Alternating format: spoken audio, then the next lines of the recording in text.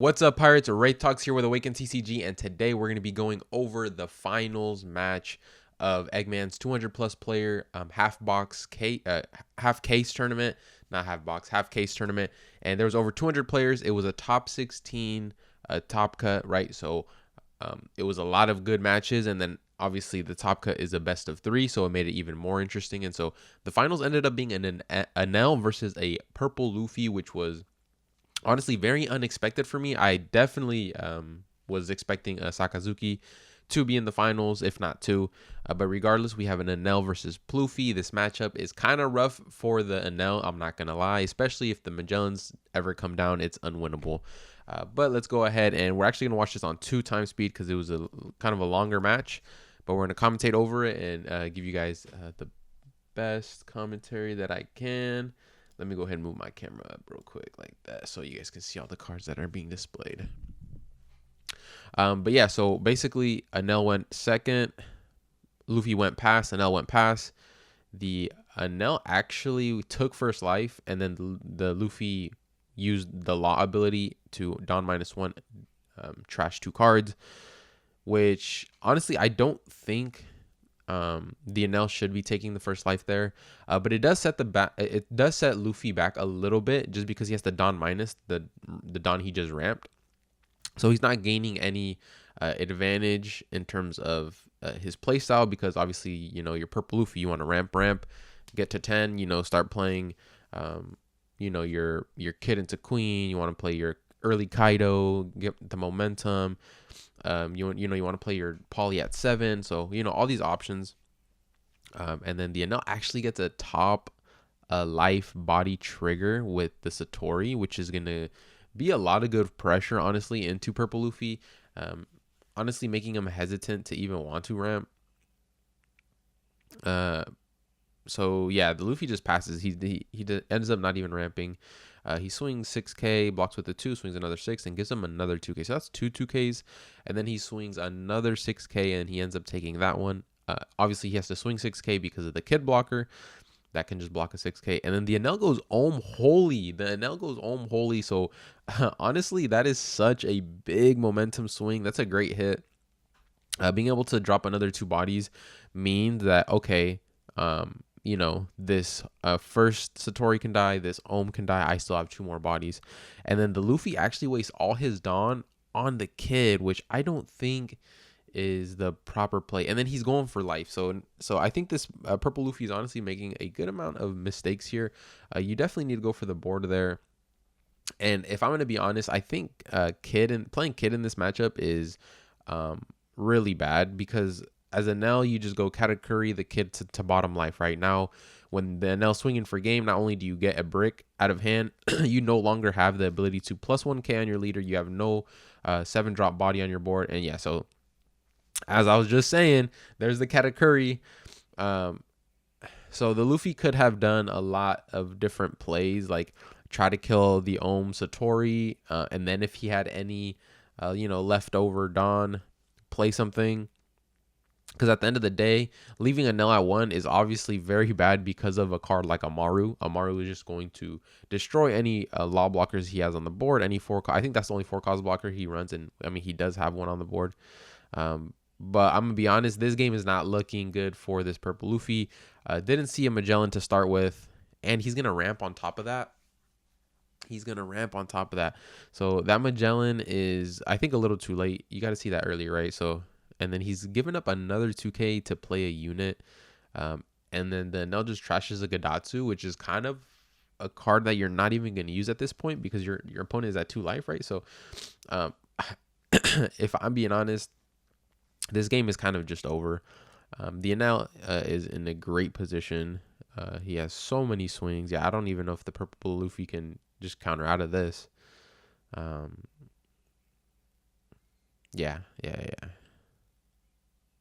So doesn't, okay. I'm not sure what he's doing. Okay. So he played the safe option and just swing, get all the cards out of his hand, play a Yamato, so I'm never going to die, right? Which is smart. That's definitely the play to go. Especially if you don't have a Thunderbolt or a Amaru. Because I think if you have Thunderbolt or Amaru there, you just Thunderbolt Amaru the blocker, pitch the rest onto your Katakuri and just win. But yeah, this is game one. This is basically it. Yeah, so there you go. He's scooping. He knows it's game over. Um, the purple Luffy honestly needs to see that really early Magellan to help him. Sorry, I'm over here recording in the complete dark. He really needs to see that Magellan early, and then this matchup becomes like almost unwinnable for the NL. And then you double Magellan, you set them back a whole turn. So now when they're supposed to Katakuri, when they're supposed to Yamato, they can't. You know, it's like, okay, what do I do at 6 Dawn again? What do I do? Right? I'm like trying to figure out how you win the matchup, but it's kind of impossible because by the time you even get to play a Yamato, your opponent is already swinging for lethal. You're giving them your whole hand, right? And that's why purple Luffy is so good into yellow. I'm going to stand by what I always say for Nats is I don't think purple Luffy is the play for Nats. I feel like our meta is so Sakazuki dominated, and Nationals is going to be the one tournament all the best players are going to be at on Sakazuki, right? So that's why I say purple Luffy is not the move. Obviously, in a tournament like this, it's 200 players. There for sure are some top players in here, but it's not going to be the best in the world. And so, or the majority of the top 10, right? Like Nationals will, and they're most likely going to be on Sakazuki, right? So that's why I believe purple Luffy is not going to be the play for Nats. But if that's your deck, hey, good luck to you. And I'm not only saying that just because I'm playing it now. I'm saying that because I truly believe that. So turn 1, the Luffy goes into a ulti page 1 combo, or turn 2 I mean, and then turn 2 the Enel just goes 9 at lead, which feels really bad. Not having a Ohm, not having a Shura, nothing to play does feel kind of bad. So, and then he gets a lot anyway, right? So yeah, this is looking real bad for the Enel already. No turn 2 play.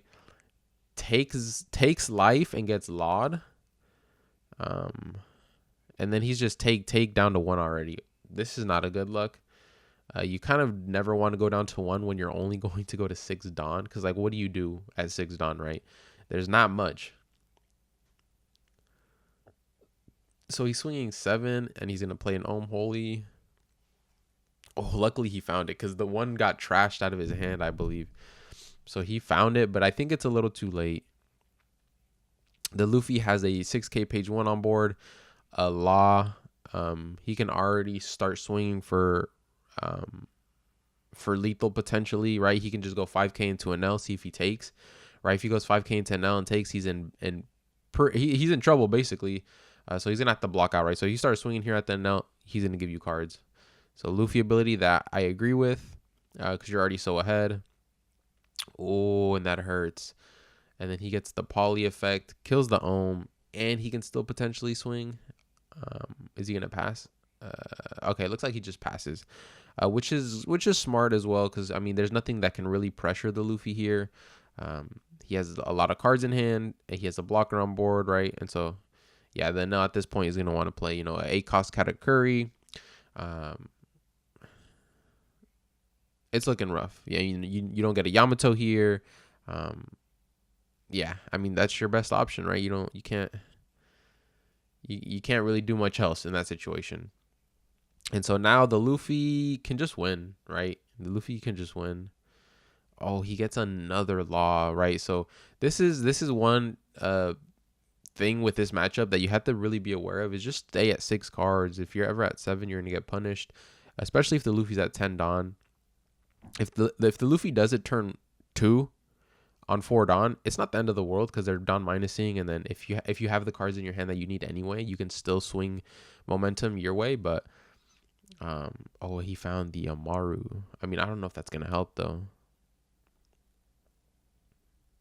Like, the Luffy's hand is just so big. Like, you're surviving another turn 100%.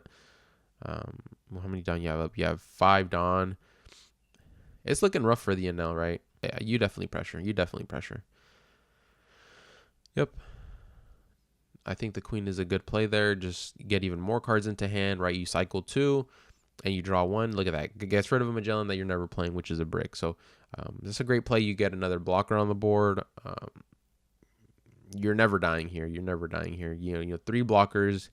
Um, unless you have like a Thunderbolt double Amaru in hand, you're not winning, right? But I mean, there's a line. There is a line where the NL could take it right here. If he were to have Thunderbolt on the Queen, double Amaru the Law, and then you're just swinging, like 10 like 12k or something. Like, I don't want to do the math in my head, but it's there, right? The winning line is there potentially, but obviously that's probably impossible to have, right? I mean, there's cases where you could have it, but so this is game 2 and it's looking over, right? I think the NL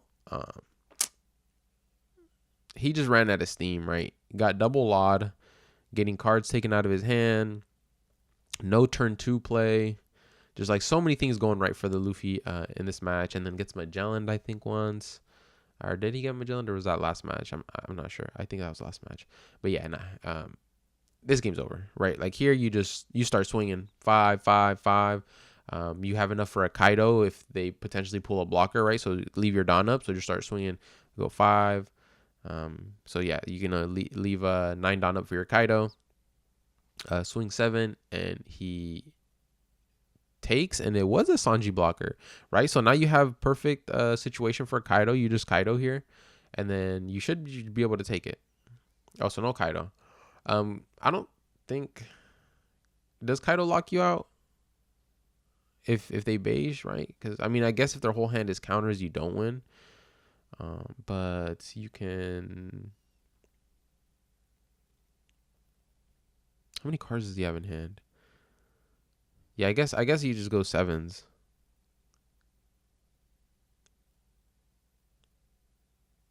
I mean, you could have just swung Poly 7, swung page 1, Kaido the Sanji if he doesn't block, Kaido the Sanji, swing 5 with leader, and then swing with Kaido, and then just pass. I don't think the NL's beating you. You don't got to swing with your blockers. This game over. Yeah, he didn't have the counter. Because if you think about it, hold on, let's go back. Let's go back.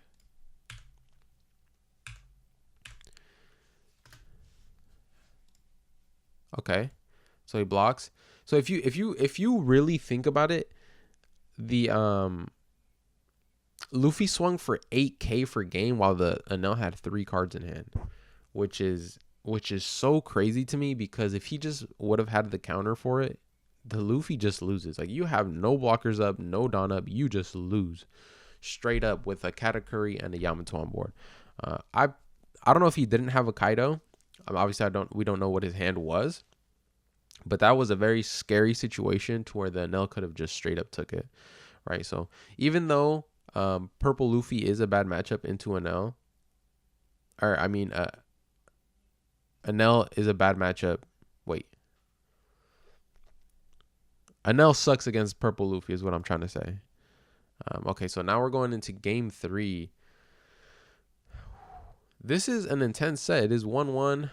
The Anel gets to go second. Let's hope that he's doing it again. He's doing it again. This is the 3rd time okay, I get it.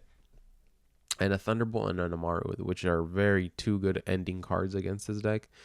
That is not a good look, right? You can't just give your opponent 2 free cards. Like, yeah, you stop the Luffy's momentum a little bit, but if the Luffy has the cards that he needs in hand, then it does not matter, right? It does not matter. So yeah, I think just giving the Luffy an opportunity to steal 2 cards out of your hand for Don -1 when they can just ramp it back up is just really bad. I don't know why. I'm not sure why he kept doing that. Obviously, Anel likes to go pretty high in hand size, but you can just block out of that first attack, right? I don't think like you have a holy, like, unless you're holding, like, but then you can get it discarded. I don't know. Anyways, it's looking good for the Luffy already. Dropped the law, got two Don -1, got 2 cards out of the Anel's hands, 2 crucial cards for the Anel late game, and then now the Luffy has a kid on board, and he's playing aggro. He's playing really aggro. blocks the 6K, and then the Enel just plays Sanji and passes. I mean, it's the Luffy's game to lose here, right? Just play your lines, don't make any misplays, and you're fine. I think the Enel is already set back enough. Let's go with the Holy. Gets polyed, and this is a wrap. These are the situations you want to be in as Luffy, right? Being able to control the board and establish bodies. And then obviously the Enel not being able to ohm Holy early. No sure searchers to start. Played a raw Sanji. That always feels really bad. You never kind of want to do that, right? Plays a raw sure at Hoshi. Okay, yeah, this game is over. Like, and then he's trashing a Yamato and an Enel. That's how you know his hand is very bricked. No, this game is over. This game is really over. I don't see the Enel coming back, honestly. The Luffy's at 10 Dawn. He's already going to start swinging for game. Like, he swung 5 and he blocked out. Now the Poly is going to swing for 7. He is going to take and hit a Shura trigger. Was that a Shura? Oh, no, it was a Shura Hoshi trigger. Okay. I think you can... I don't think you pressure here. I think you just play a body and pass. If I'm the purple Luffy, I'm just playing a body and I'm passing. Right, you're at 9 Dawn.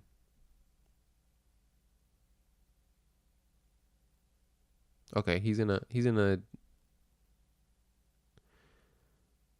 mean, the Enel's going to 9 Dawn, so if you leave him at 0, he can just Yamato.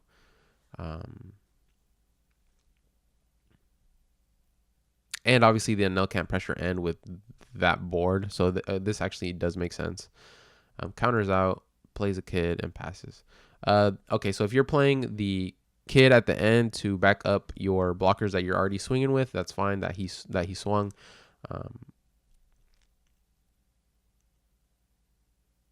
And then, like I said, you have 2 Shura Hoshis, a Shura on the board. You're never swinging for game. Like, they just don't have enough power to do any type of damage. So they're just fodder at this point. They're just going to stay on the board and just sit there.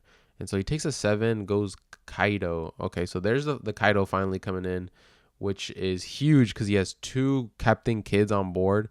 So you Kaido, you ramp 2 Dawn, which is pretty nasty. That is such a nasty combo. Then he's going 7, 7, and then Kaido for game. Yeah, that's it. Yeah. Wow, that kid double Dawn just made it to where you could Kaido and still get 2 7 swings off on them, which is 2 cards, which is huge. So GG's to the purple Luffy. He ends up Omar Seha. Congratulations to the purple Luffy. Both players were probably kind of nervous. It was the finals. Such a great showing. The only thing I have as far as like constructive criticism would be the Enel was kind of taking the purple Luffy's law effects a little too much, especially at the start of the game. I think it happened on the first and the third game, like instantly.